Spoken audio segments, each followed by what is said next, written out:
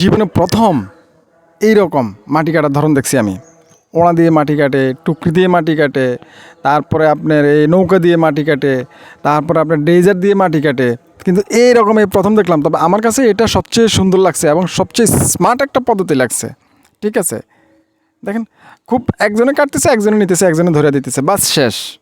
কোনো হাই হুল্লা নাই, কোনো জোর ঝামেলা নাই। মানে এই জিনিসটা আমার কাছে ভালো লাগছে। মানে আমি দেখছি, আমি আমি আমি প্রথম দেখছি। কিন্তু আমার এলাকার মধ্যে মাটি কাটে হচ্ছিলো টুকরি আছে না, টুকরি দুই পাশে দুই রকম হাতল থাকে এরকম। হ্যাঁ, এই ছবির মধ্যে যেরকম দেখতেছেন এরকম থাকে, এরকম উঠাই দেয় মাটি কাটে, বাস শেষ হয়ে গেছে, শেষ কমপ্লিট। আর নৌকা আছে, বর্ষা সিজনে ইদানিং নৌকা টোকা দিয়ে মাটি কাটে, সেটাই আর কি। কিন্তু এটা আমি প্রথম দেখছি। এটা কোন এলাকার সিস্টেম, আপনারা যে এলাকার মানুষ বা যদি কেউ জেনে থাকেন তাহলে আমাকে একটু কমেন্টসে বলবেন প্লিজ, এটা কোন এলাকার এই ধরনের এইভাবে মাটি কাটে। হ্যাঁ, এটা আমার একটু জানার খুব ইচ্ছা। আর কার এলাকায় কোন রকম মাটি কাটে একটা যদি ছবি কমেন্টস বক্সে দিয়ে দেন তাহলে জানতে পারবো। আমরা প্রত্যেকের এলাকায় আলাদা আলাদা সংস্কৃতি থাকে, কিন্তু আছে। প্রত্যেকের আলাদা আলাদা সংস্কৃতি, এলাকায় আলাদা আলাদা সংস্কৃতি আছে। যেমন আমার এলাকায় আমার ভাষা আলাদা, আপনার এলাকায় আপনার ভাষা আলাদা। একই এলাকায় দেখা গেছে যে আমার এখানে আমি বসবাস করে আমি বলি এই দিক এই মুই, আমার নোয়াখালীর আঞ্চলিক ভাষায় আমি বলি ধরেন এইদিকে যাবো, তো আমি বলি যে এ মই বা হে মই।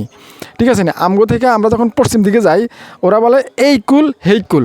ঠিক আছে, এরকম প্রত্যেকটা এলাকায় এবং প্রত্যেকটা অঞ্চলেও আলাদা আলাদা কিছু ভাষা আছে, ভাষার একটা ধরন আছে।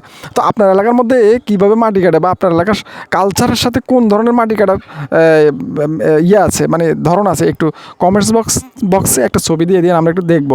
প্রত্যেকের কালচারের সাথে পরিচিত হয় না, অসুবিধা কী আছে, হোক না।